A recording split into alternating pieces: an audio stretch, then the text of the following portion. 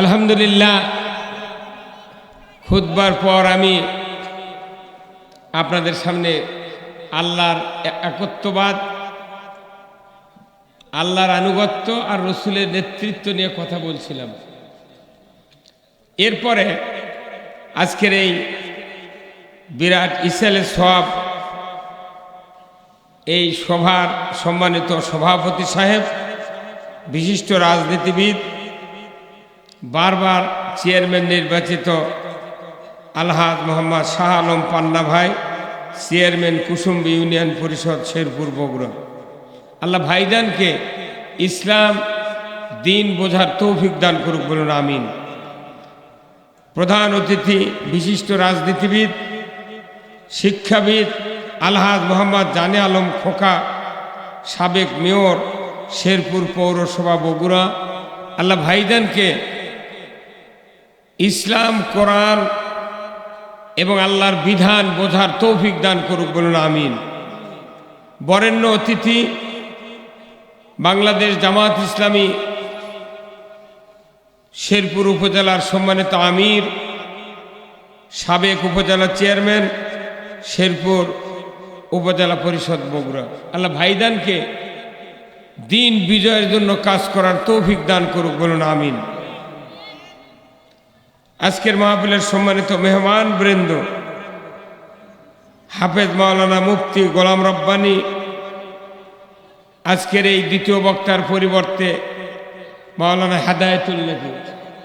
হেদায়েতুল্লাহ সহ মঞ্চে বসা সুধীবৃন্দ, চেয়ারে বসা বিশেষ মেহমান বৃন্দ, সামনে বসা মুরব্বিনে কেরাম হাজী সাহেবগণ, বিভিন্ন মসজিদের ইমাম, মুয়াজ্জিন, মুক্তাদি সহ বিভিন্ন রাজনৈতিক দলের নেতৃবৃন্দ, যুবক ভাইরা, পর্দার অন্তরালে হাজারো মা বোনেরা, প্রাইমারি, মাদ্রাসা, হাই স্কুল, কলেজের শিক্ষক মহোদয়গণ, ছাত্র ভাইরা,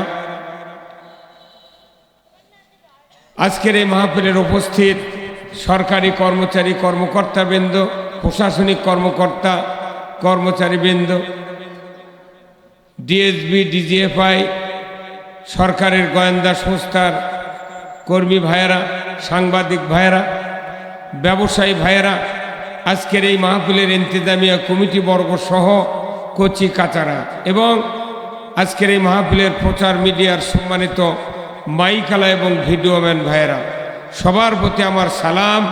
আসসালামু আলাইকুম রহমতুল্লাহি ওয়া বারাকাতুহু।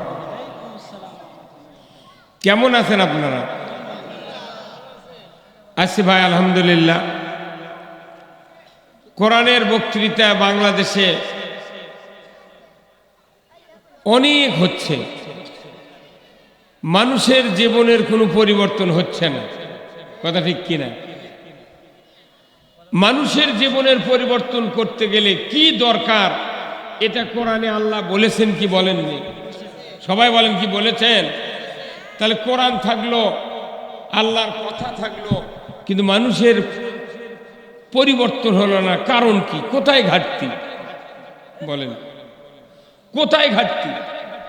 আচ্ছা বলুন তো, ডাক্তার যদি কোনো রোগীকে বলে আপনার শরীরের যে গতিবিধি, তাতে প্রতিদিন হাফ কেজি করে দুধ খাওয়া দরকার, ডাক্তার লিখে দিতে প্রেসক্রিপশনে, কিন্তু উনি বাড়িতে এসে দুধ না খায়, উনি খাতেন দুধের মাটা। কি খাতেন? মাটা। মাটা সর তোলার পর যেটা থাকে না পানি সাদা, এর নাম কি? মাটা। কালার দুধের মতো, কিন্তু ওর ভেতরে কোনো শক্তি, কতক্ষণ না কেমন। শেরপুরে মাস তো দইয়ের রাজা। তো আপনি দুধের পরিবর্তে যদি কেজি কেজি মাটা খান, আপনার শরীর কি উন্নতি হবে?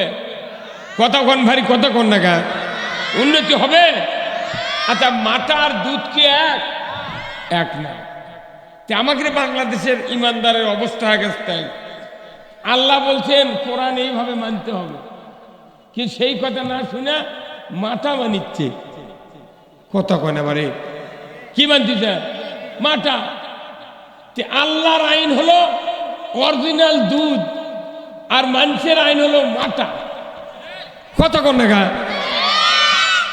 আইন আল্লাহর মানলে মানুষ তাড়াতাড়ি সামাজিকভাবে, পারিবারিকভাবে, অর্থনৈতিকভাবে, রাজনৈতিকভাবে, চারিত্রিকভাবে মানুষ অবশ্যই পরিবর্তন আসবে।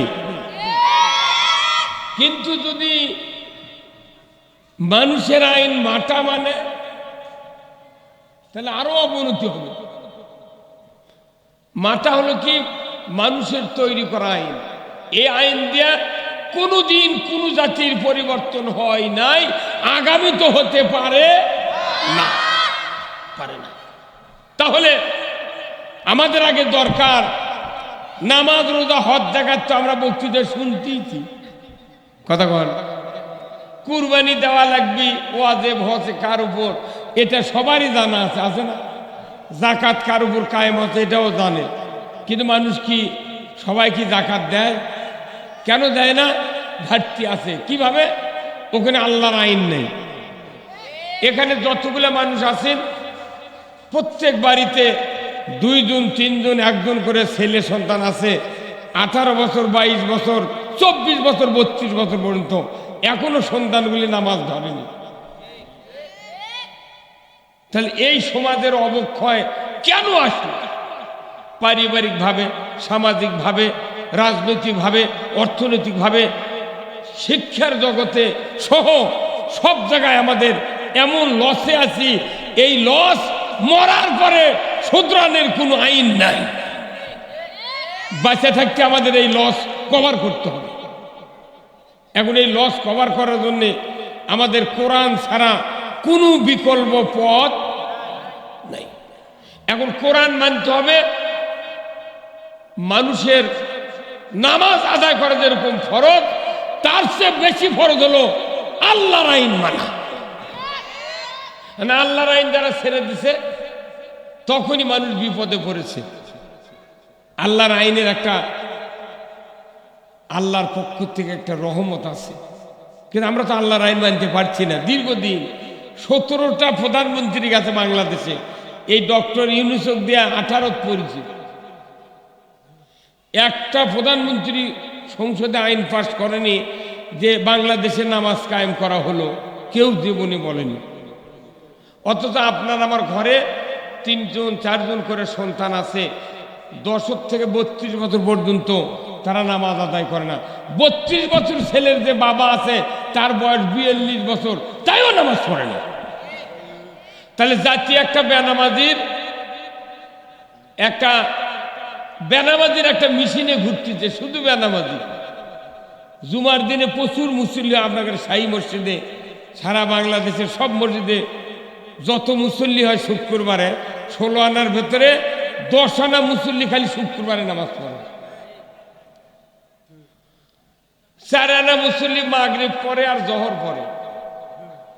ফজরের সময় চেতন পায় না, আসরের সময় কাজের টাইম পায় না, আর এসার সময় পাও হয় না। মাত্র 2 আনা মানুষ নামাজ পড়ে 5 ওয়াক্ত, তাও সেটা জামাতে নয়, ইচ্ছা মতো।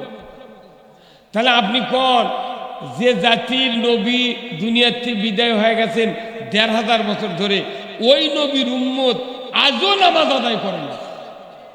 অথচ ঈদের দিনে মোনাজাত করে কান্দিছে, আল্লাহ তুই জান্নাত দিস। আল্লাহ আল্লাহ তখন জিবরাইল কয়, এর মাথা ঠিক নেই, আমার কাছে চাওয়া লাগবে কে? তোমার কাজ দেখে আমি জান্নাত দিয়ে দেবো। বাঙালির এত লোভ, কাজ করবে না, খালি বেতন খায়। হ্যাঁ কথা কর। এই বাংলাদেশে বহু পোস্ট আছে, যারা বড় বড় জায়গায় চাকরি করে, বিভিন্ন গোপনীয় পোস্ট আছে। অনেক দিন তারা অফিসের হেডম্যানেরা বেতন তুলে খাচ্ছে, কর্মচারী নেই, কথা কয়। তার মানে যত মারে খাওয়া, অন্যায় করার গ্যারেজ হলো বাংলাদেশ। কারণ কি? কোন সেক্টরে সততা, আপনার চারিত্রিকভাবে কোনো লেনদেনের কোনো সুযোগ নাই। যারাই দুর্নীতি করবে না তাদেরকে চাকরি ঠিকান কঠিন। প্রতিদিন ওর ঘুষ খাওয়া লাগবে, আবার ওর বছর আবার 1.5 লাখ করে টাকা দেওয়া লাগবে। কত কোনে রে? তাছাড়া ঢাকার কাউরান বাজারে প্রতিদিন 20 লাখ টাকা নেতাকরক দেওয়া লাগিছে খালি ওকে ব্যবসা টিকানোর জন্য। তাহলে আপনি কোন জাতি কোন জায়গা ভালো হচ্ছে? তাহলে এইগুলি হচ্ছে ব্যাধি। একটা বডির যেরকম 10-12 রকমের রোগ থাকে, আমার দেশে 17টা প্রধানমন্ত্রীর অন্যায় অপকর্ম দেশে কায়েম হতে হতে 17-10কে কত হয়?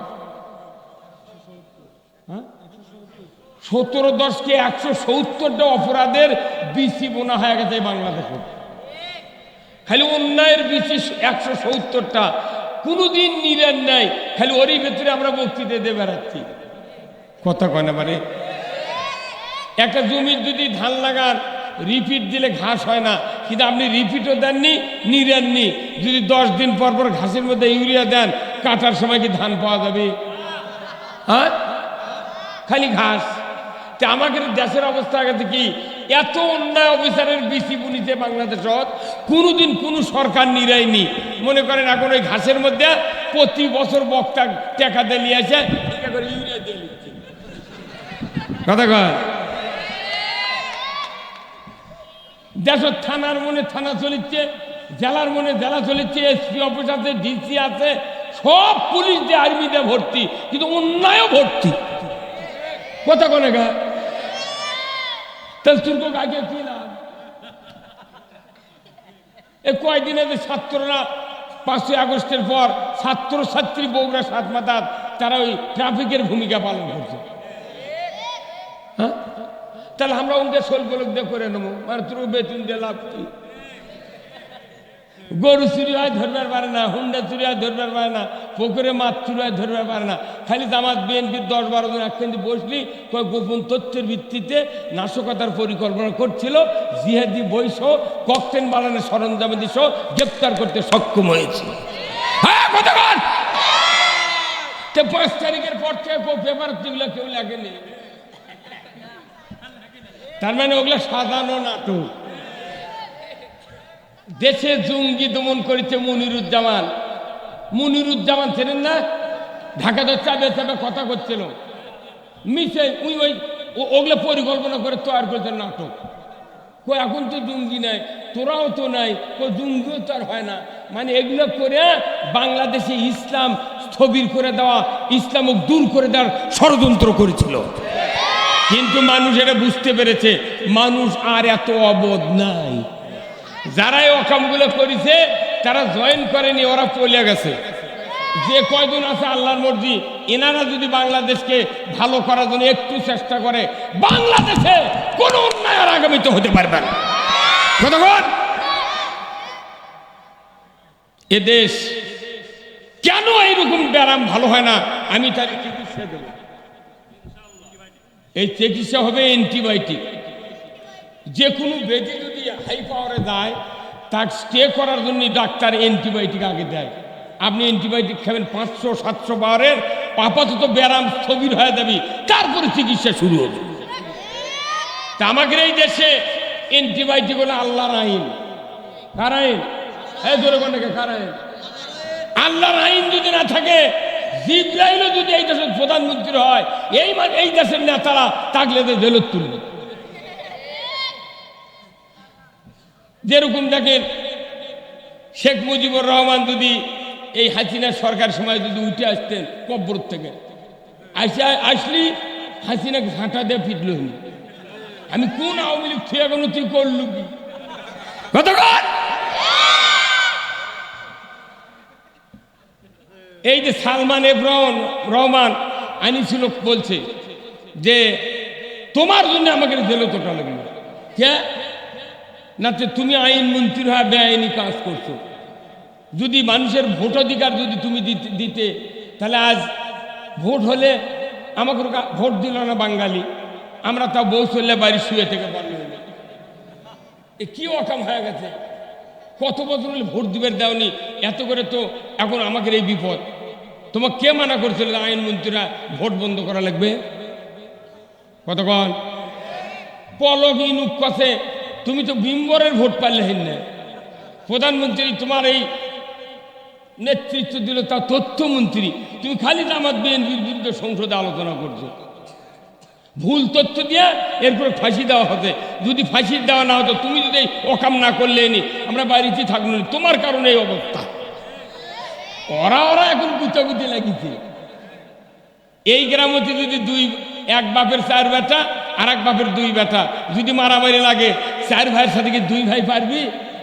4 ভাইয়ের একজন, ওই 2 ভাইয়ের একজনের মাথার বাড়ি মারছে, ওটি মরে গেছে, 4 ভাই জেলে তুলছে 15 দিন। এই বাহিরের ভাত 15 দিন পেটক থাকে। যখন বাহিরের ভাত ফুরে গেছে, 15 দিন পর জেলখানার মধ্যে করছে, ভাই মারামারি করলু পারে, তুই বাড়িটা তুই ঠ্যাঙ্গুর দিলি, কথা কয় না বাড়ি, তুই বাড়িটা তুই ঠ্যাঙ্গুর দিলি, তাহলে তো আমি মলহীন না, আমাকে জেলে তোটা লাগলো না। 15 দিন পর ওই ওটা বুঝবার পারছে, এরাও বুঝবার পারছে এ কি অকাম করছি রে।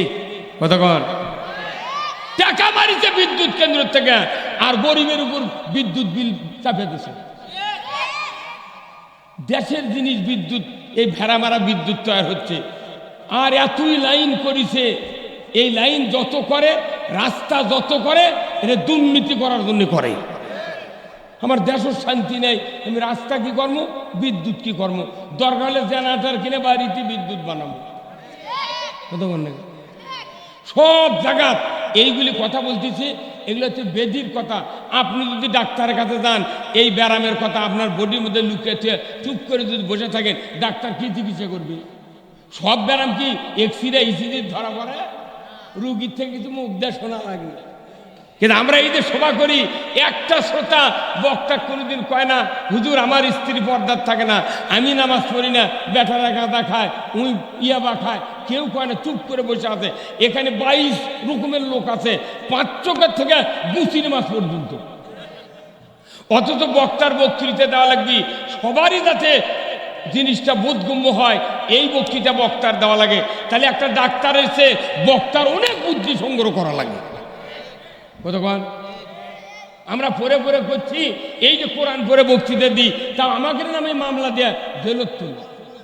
কতক্ষণ না, এই ব্যায়াম এটাই ওয়াজ, এটাই হলো ওয়াজ। আগে ব্যায়াম নির্ধারণ করা লাগবে, কথা ঠিক কিনা? আপনি এক্সরে করে ইসিজি করে একটা ক্লিনিকে, আপনার ওই ডায়াগনস্টিক সেন্টারে 10,000 টাকা পুরিয়া সার্টিফিকেটধারী ব্যায়াম আলা লোক আপনি একটা ডাক্তার প্রেস করেন। অথচ আমাকে ব্যায়াম আমাকে না ধরে দিলে এতদিন ফাঁকা বিলতে বক্তৃতা হতে। আজকে বেধি নির্ণয়ন করে তারপরে চিকিৎসা দেওয়া লাগে।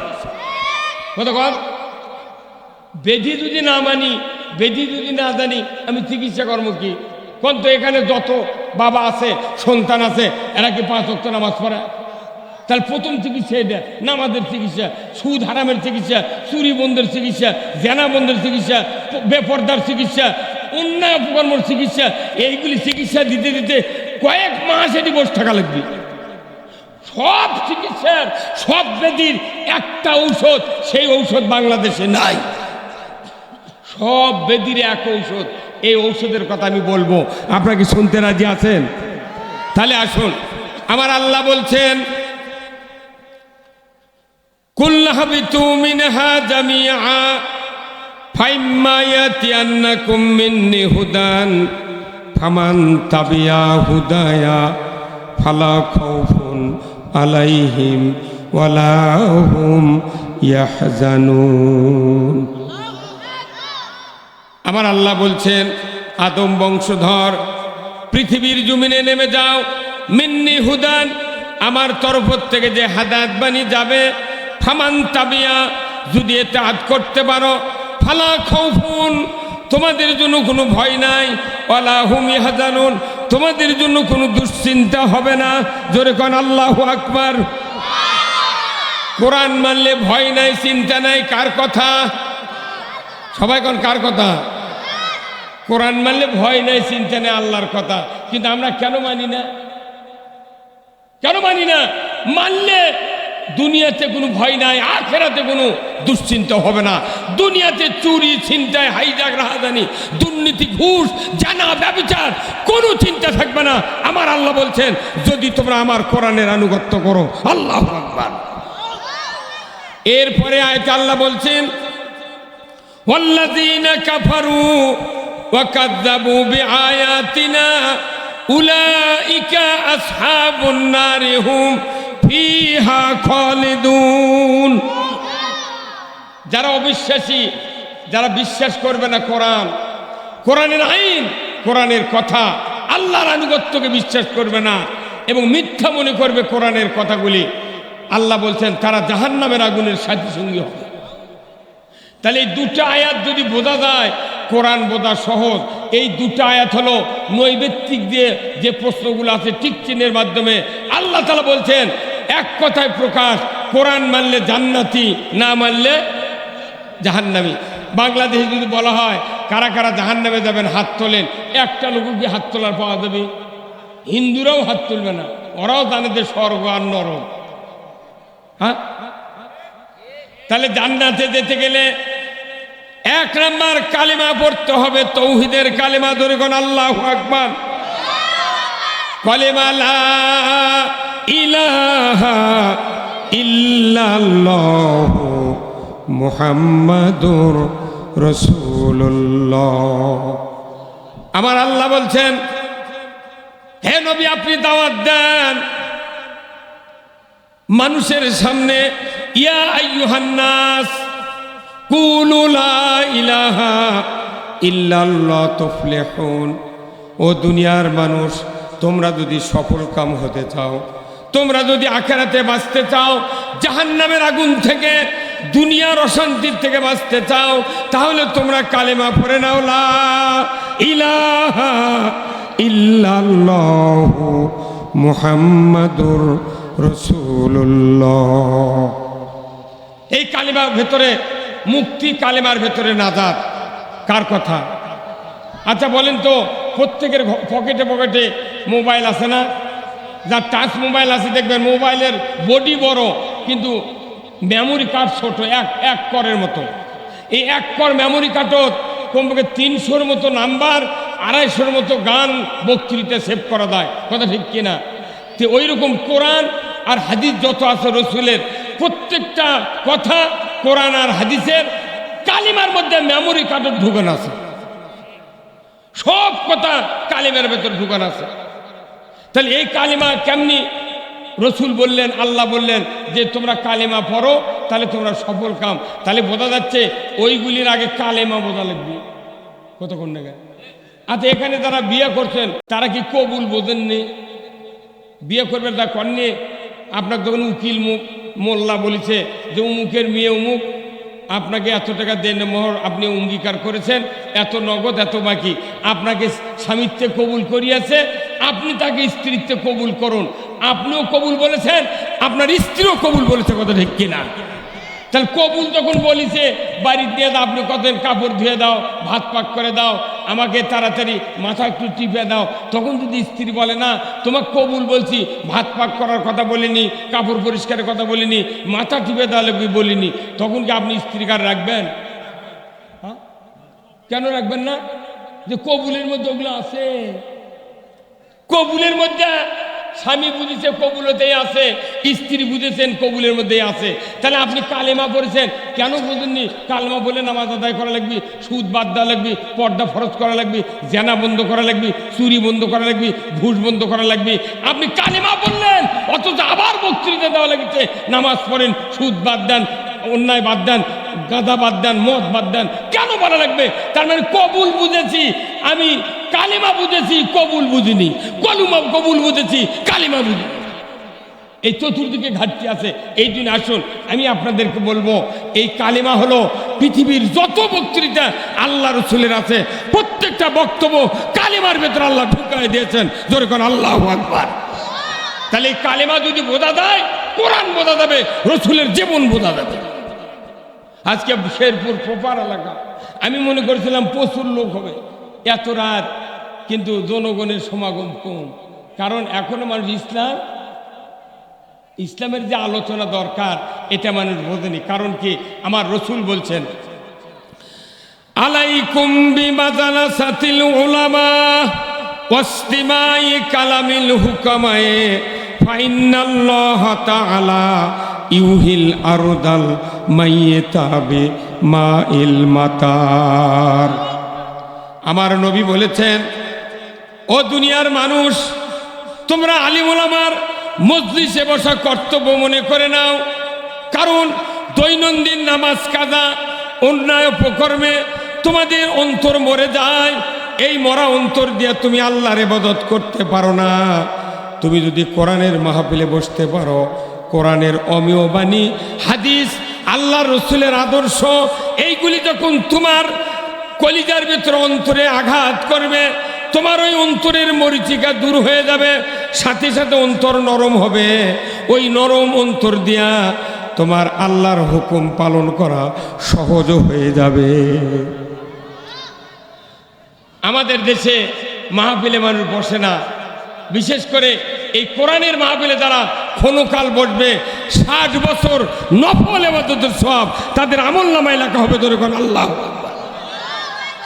যুবক ভাই যারা আছেন, আমি আপনাদেরকে বলতে চাই, রসুল বলেছেন, পিতামাতা মারা গিয়েছেন, দুনিয়ার কোন সন্তান ওই পিতামাতার কবরের পাশে দাঁড়িয়ে একবার সূরা ফাতিহা, একবার বিসমিল্লাহ সহ যদি সূরা ইখলাস তেলাওয়াত করে, আমার রসুল বলেছেন সাথে সাথে ওই সন্তানের নামায় আমলে 10 পারা কোরআন খতমের সওয়াব আল্লাহ তাআলা দিয়ে দেয়। একবার সূরা ইখলাস পড়লে কয় পারা? 2 বার পড়লে, 3 বার পড়লে 30 পারা কোরআন খতমের সওয়াব আপনার সন্তানের আমলনামায় দিয়ে দেয় কে?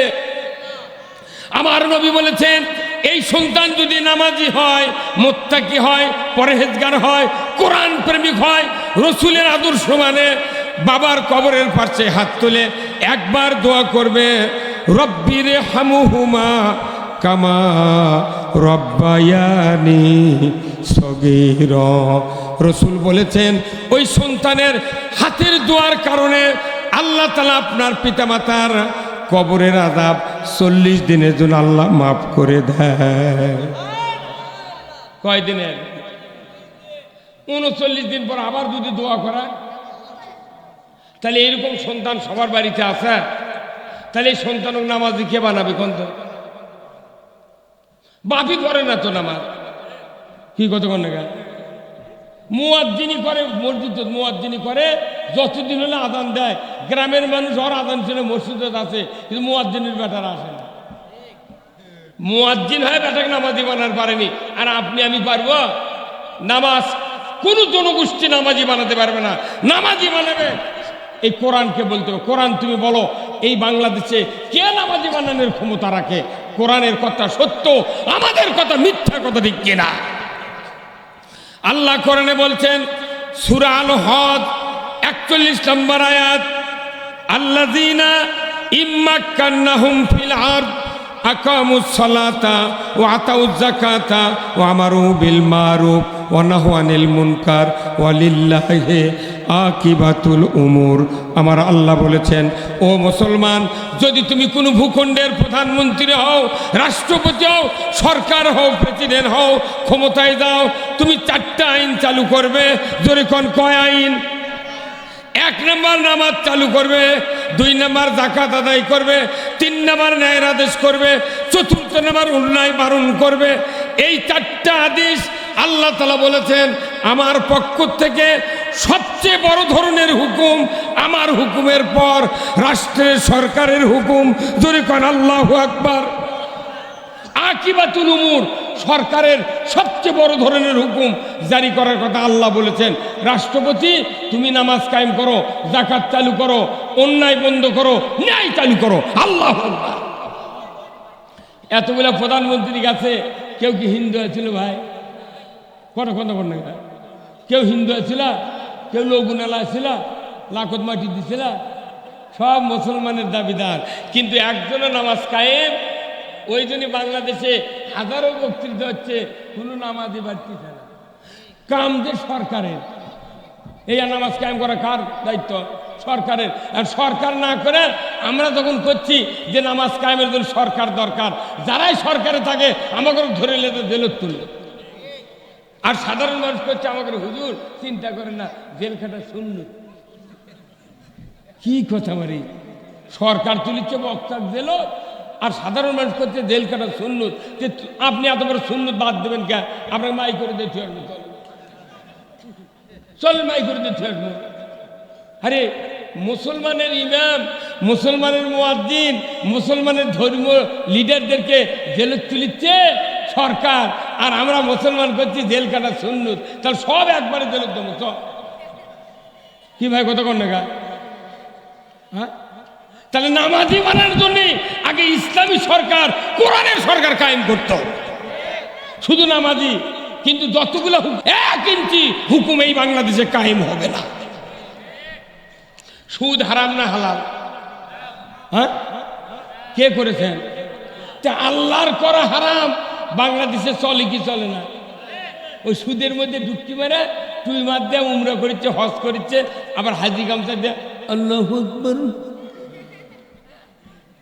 কি কোন পাগল কবি এই সুদ চালু করে আমার ইবাদত কবুল হবি? জাকাত চালু হচ্ছে না বাংলাদেশে, কথা ঠিক কিনা? সুদ চালু আছে, জাকাত চালু নাই। আবার গরিব মানুষের নাম কুরবানির চামড়ার টাকা পাবি, তাও চামড়া জুতা কিনবে গেলে 10,000, 5,000, 2,000, 600 নিচে স্যান্ডেল নাই, বাটা কোম্পানি। গরিবের চামড়া যখন টাকা পাবি তখন কুরবানি করার পর করছে না ট্যানারি খারাপ, 6 মুনে গরুর চামড়ার দাম 250। গরিব দিদি টাকা পাচ্ছে, সেটি দা টাকা নাই। ওই জুতা, ওই চামড়া 300 টাকাতে কিনে নিয়ে যা, ভারতের থেকে ঘুরে নিয়েছে পাকা করে। একটা গরুর চামড়া 12,500 টাকা করে বিক্রি হচ্ছে। একটা বাটা কোম্পানি, পায়ে শো কোম্পানি চামড়াগুলো কিনে নিয়েছে, এক গরুর চামড়া 30-40 হাজার টাকা দেবে দিচ্ছে। আর করছে গরিবের করছে ট্যানারি খারাপ। এই জন্য তো রাজনীতি করা লাগবে। রাজনীতি করার মূল উদ্দেশ্য কি? দেশের শান্তি কায়েম করা। চামড়ার দুর্নীতি হচ্ছে, কবে কোন সরকার চামড়া ডুপ্লিকেট করছে, ওই থেকে চামড়ার দাম বিশ্ব বাজারে কমে দিচ্ছে না। কি করছে? কুরবানির 15 দিন থাকে ঢাকার থেকে হচ্ছে ট্যানারি খারাপ, চারিদিক স্কোয়ার ফিট 45 টাকা, হয় লাও না হয় চলে যাও। তাহলে তোরা ট্যানারির থেকে এসে আমাকে জমি আবাদ কর, আমরা ঢাকার দেশে আমরা বিক্রি করবো। এই কতক্ষণ টাকা রাজনীতি করলে সব দিকে টাকা লাগবে। সংসদে খালি মারামারি আর হুড়োহুড়ি, কে কোন দলক গাইলেছে এই কাম ছাড়া আর 53 বছর ধরে সংসদে কোনো ভালো কথা হয় না। ভালো কথা হয় না, কারণ ভালো লোক যায়নি তো।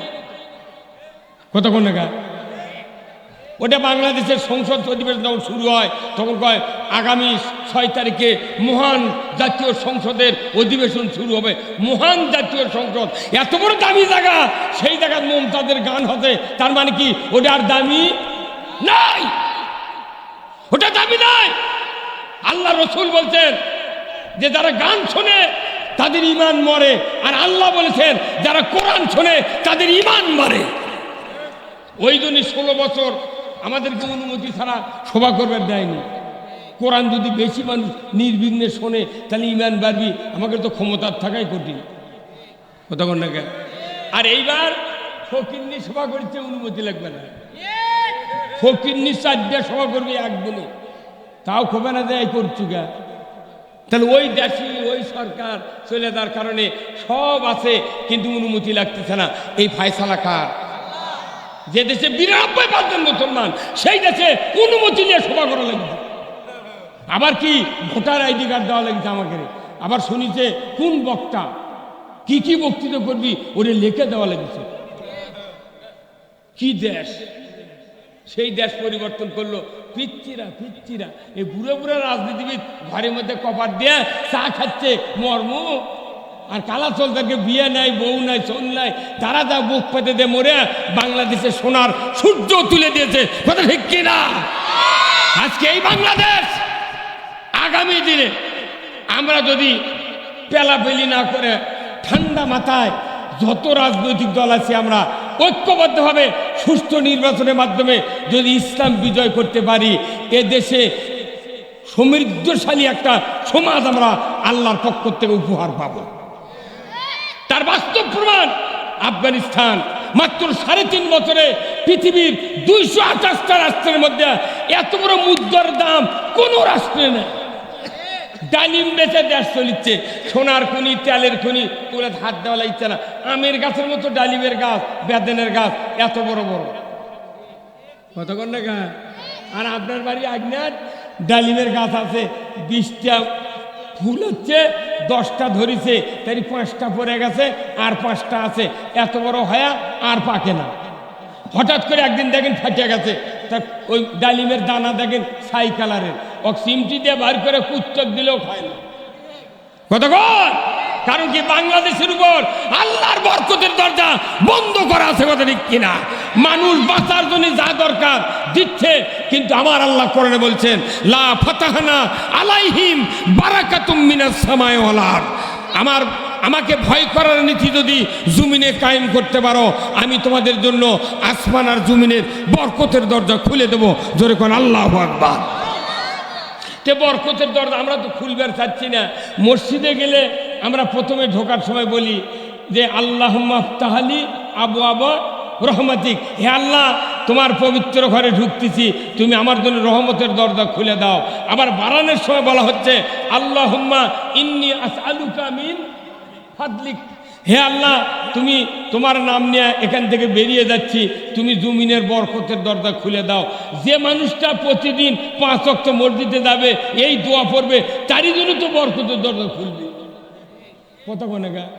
আচ্ছা কোন তো অনেকের মাটির বাড়ি নাই ভাই, আছে না, বাড়ির মধ্যে টাওয়ার নাই, কিন্তু একটা ঘরের কাছে, একটা ঘরের উত্তরে জানলাত, এই মোবাইল রেখে ঘরের মধ্যে শুয়ে থাকে। কারণ কি? ওই জায়গার টাওয়ার পায়। যেখানে মোবাইলের নেটওয়ার্ক পাবি ওখানেই মোবাইল রাখা লাগবে। যদি মোবাইল আপনার ঘরের মধ্যে রাখেন, টাওয়ার যদি না থাকে, তাহলে মোবাইল থাকা ওখানে মানে কি পুরো কবরের সমুদ্র। কত কর? তাহলে যেখানে কি বলছে, যেখানে টাওয়ার নেটওয়ার্ক আছে সেখানে মোবাইল রাখা লাগবে। আপনার আসমানের বরকতের দরজা, জমিনের বরকতের দরজা খুলতে চান, রহমতের বরকতের দরজা খুলতে চান, প্রত্যেকটা ইমানদার মসজিদে গিয়া হাজিরা দিয়া ওই টাওয়ারের আওতাভুক্ত হতে হবে। কিন্তু বাংলাদেশে টাওয়ারের আওতাভুক্ত কয়জন? যে কয়জন মসজিদে যাচ্ছে ওটা এখন যাওয়া লাগে, কিন্তু যা দেখবেন টাওয়ারের অন্তর্ভুক্ত আমরা কেউ নাই। এই দিন আল্লাহর রহমত থেকে আমরা অনেক দূরে সরে আছি। এই রহমত পেতে গেলে আপনাকে কোরআনে বুঝতে হবে, কোরআন পড়তে হবে। কোরআন ছাড়া আল্লাহর রহমত পাওয়া সম্ভব নয়। ভাইরা আমার, আল্লাহ রাব্বুল আলামিন কোরআনুল কারিমে বলছেন ইন্নামাল মুমিনুনা আল্লাযীনা ইজা যুকিরাল্লাহ ওয়াজিলাত কুলুবুহুম ওয়া ইজা তুলিয়াত আলাইহিম আয়াতুহু জাদাতহুম ঈমানাও ওয়া আলা রাব্বিহিম ইয়াতাওয়াক্কালুন। আমার আল্লাহ বলছেন, ও পৃথিবীর মানুষ, তোমরা যদি আমি আল্লাহ আমার নসিহত শোনো, আমার নামের জিকির শোনো, আমার নামের উচ্চারণ তোমার কানে পড়ে যায়, তোমরা তখন দেখবে অন্তর থরথর করে কেঁপে ওঠে কিনা। যার অন্তর আমার নাম শুনলে, আমার নসিহত শুনলে, আমার বক্তৃতা শুনলে অন্তর থরথর করে কেঁপে ওঠে, ওই রকম বান্দা হলো আমার মুমিন বান্দা। জোরে কন্যা মারহাবা। আর এই মুমিন বান্দার সামনে যখন কোরআনের আয়াত তেলাওয়াত করে বুঝিয়ে দেওয়া হয়, ওই আয়াত বোঝার কারণে মুমিনের অন্তরে আমি আল্লাহ বুঝতে পারি, আল্লাহর দিকে ধাবিত হয়, জান্নাতের দিকে ধাবিত হয়, আখিরাতে মুক্তির দিকে ধাবিত হয়। আল্লাহ তাআলা তখন ওই বান্দার অন্তরে ঈমানকে বাড়িয়ে দেয়। কোরআন শুনলে ঈমান বাড়ে। কার কথা? আমার দেশের মানুষগুলি কোরআনের তুলনায় গান বেশি শুনে, কথা ঠিক কিনা? আগে গান শুনতো সিনেমা হলে, রেডিও, টেলিভিশনে। এখন সিনেমা হল সব বন্ধ, পকেট হয়ে গেছে এখন গানের ভান্ডার।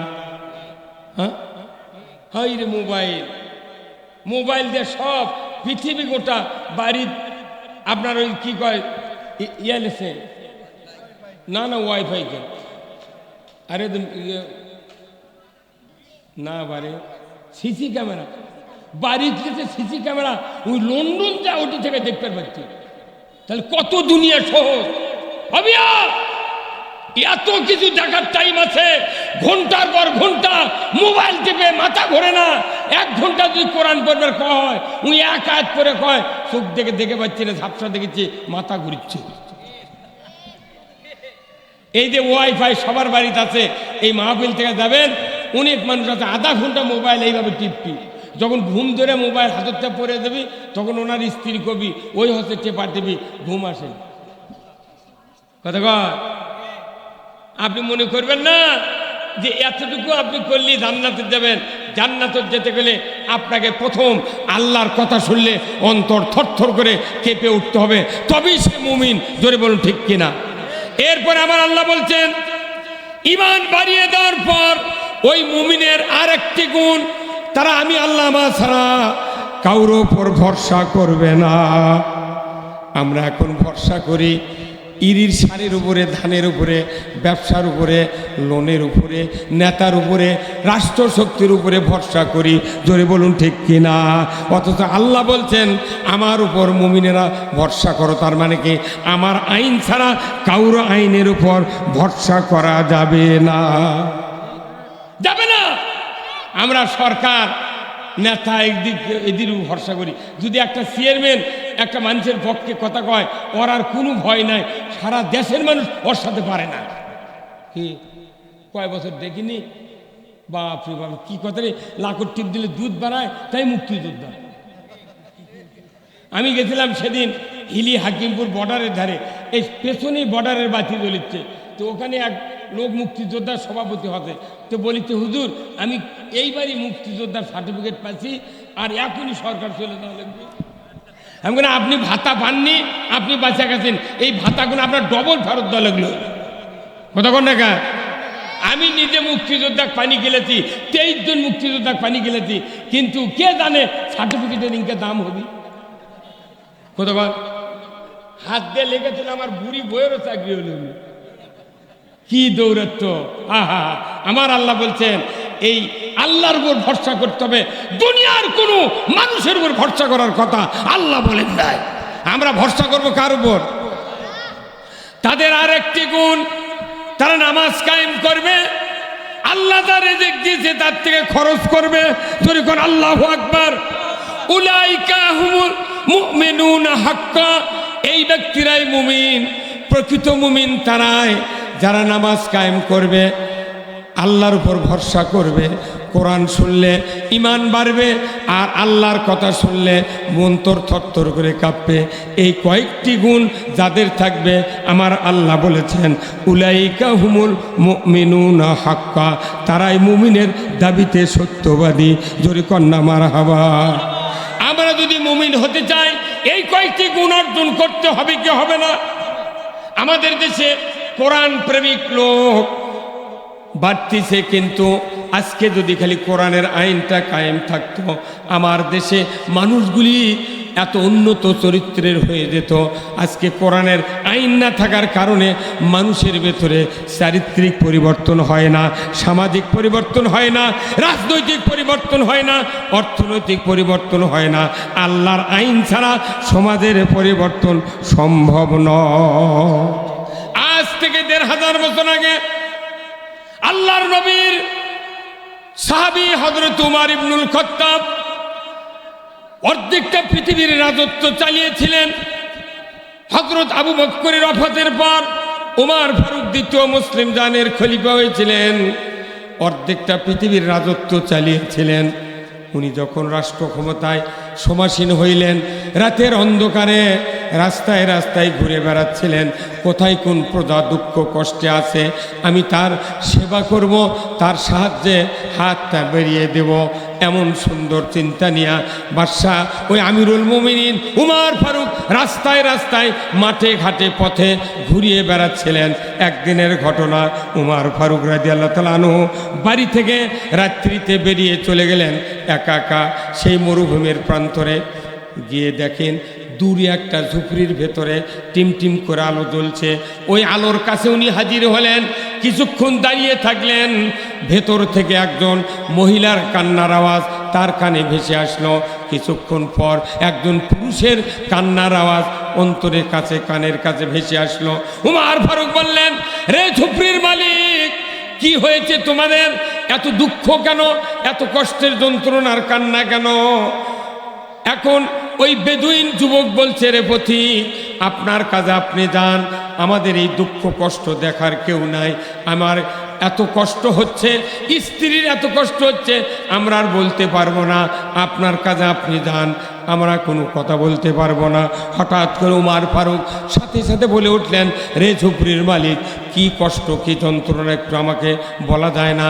আমি একটু যদি পারতাম তোমাকে সাহায্য করার হাতটা বেরিয়ে দিতাম। জোরে কন্যা সুবহানাল্লাহ। এইবার যুবক